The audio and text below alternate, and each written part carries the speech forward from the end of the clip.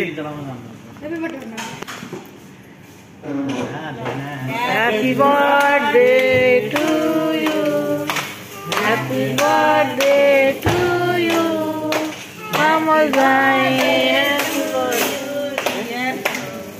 Hello नमस्ते अनि स्वागत छ तपाईं सम्पूर्णलाई लुम्बिनीबाट आजको ब्लग।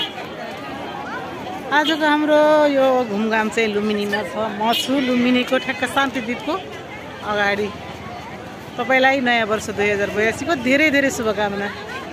नयाँ वर्षको उपलक्ष्य पारेर चाहिँ हामी लुम्बिनी घुम्न आएको छौँ। लुम्बिनीमा चाहिँ यति भिड छ नयाँ वर्षमा चाहिँ अहिले पनि सम्म आएको थिएन। यतातिर चाहिँ बोटको लागि चाहिँ बोटको व्यवस्था छ। तराईमा बोट चढ्नको लागि समुद्र नभए पनि चाहिँ विकास बसन्ती अनि विद्युत अनि चाहिँ ज्वाइँ हुनुहुन्छ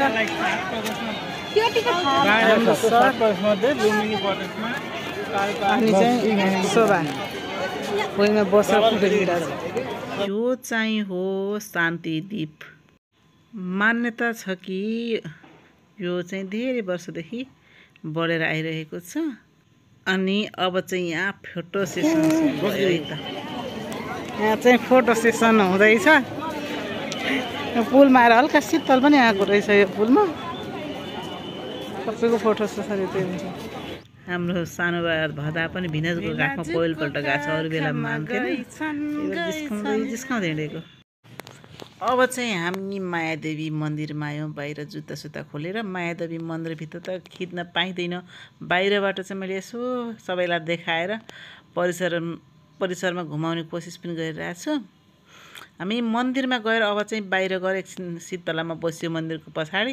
त्यहाँ बसेर हामीले थुप्रै टिकटक पनि बनायौँ, रमाइलो पनि गऱ्यौँ। अब चाहिँ हामी बाहिर निस्किन्छौँ है त।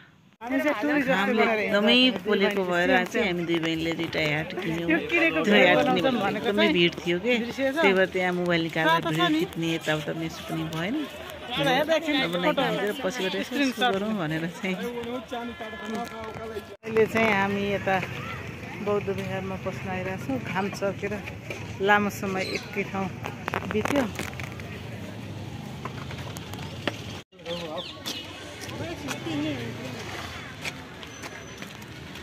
केही भन्न छ भने भन।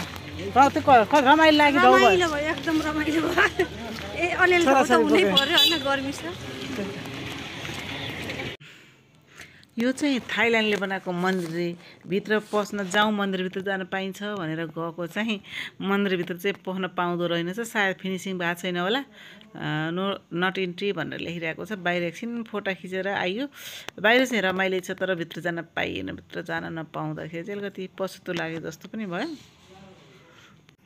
यो चाहिँ हाम्रो तिनी महिनाको फोटो खिचिरहेको छु।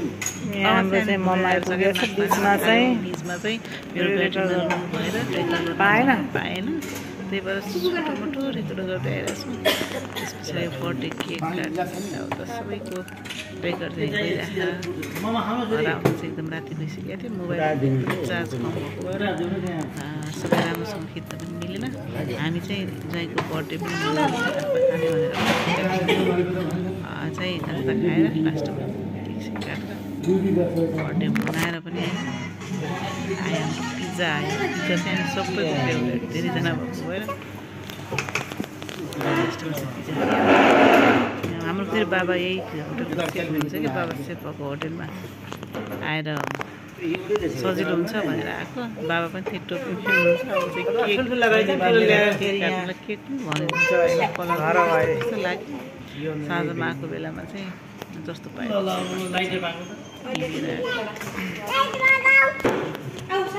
आऊ ह्याप्पी बर्थडे भन्न आऊ भिनाजुलाई।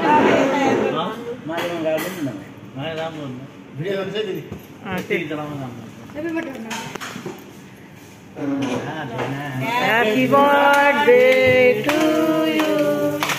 Happy birthday to you.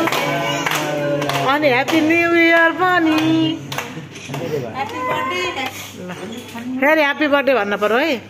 Happy birthday to you. Happy birthday to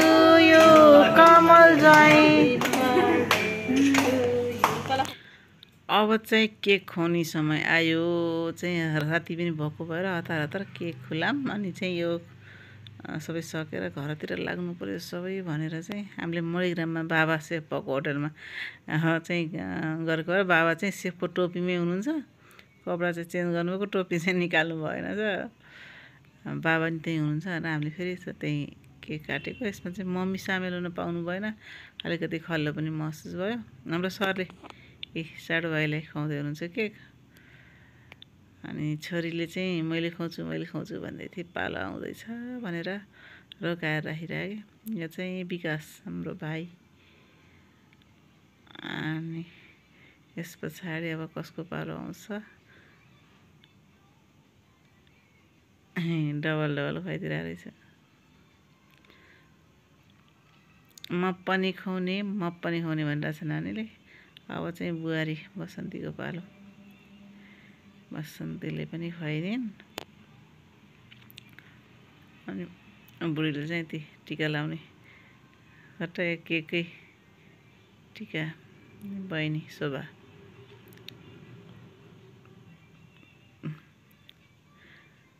अनि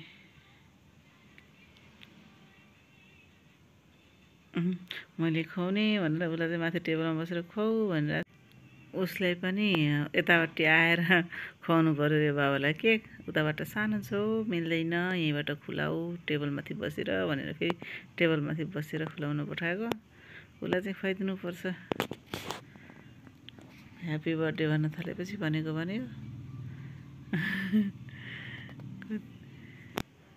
हजुरहरूले पनि हेर्दै हुनुहुन्छ भने चाहिँ यही बेलामा भिडियोलाई लाइक र च्यानललाई सब्सक्राइब गर्न चाहिँ नभुल्नुहोला तपाईँको साथ र सपोर्टले चाहिँ म अगाडि बढ्नेछु भन्ने कामना गर्छु अब फेरि बदालाई चाहिँ खुवाइदिनु पर्छ आफै खुवाइदिने च्याम्पियनसिप खुवाइदिनुपर्छ उसलाई खुवाएर कसैले खुवाएर खाँदैन फेरि उसले चाहिँ सबैलाई खुवाइदिनुपर्छ खुवाउन खुसी हुन्छ मैले चाहिँ खुलाएकै थिएन मेरो खुवाउने पालै नआइरहेको लास्टमा सम्झेर बल्ल मलाई खुवाइदिनु भनेर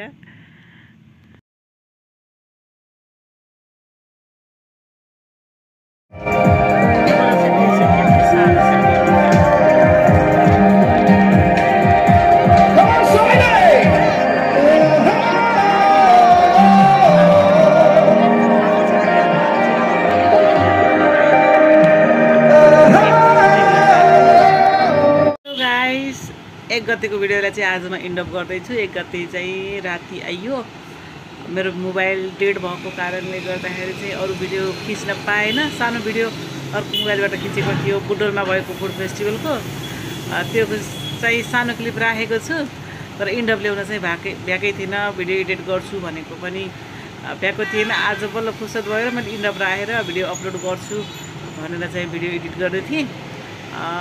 भिडियो यहाँसम्म हेरेर आउनुभएको छ भने धेरै धेरै धन्यवाद। यति लामो भिडियो हेरिदिनु भएकोमा र तपाईँको माया र साथ सपोर्टको आशा गर्दै च्यानललाई सब्सक्राइब गरिदिनु होला भनेर चाहिँ अनुरोध गर्न चाहेँ। अहिलेसम्म हेर्नुभएको सबैलाई धेरै धेरै धन्यवाद। बाई बाई, अर्को ब्लगमा भेटौँला है त।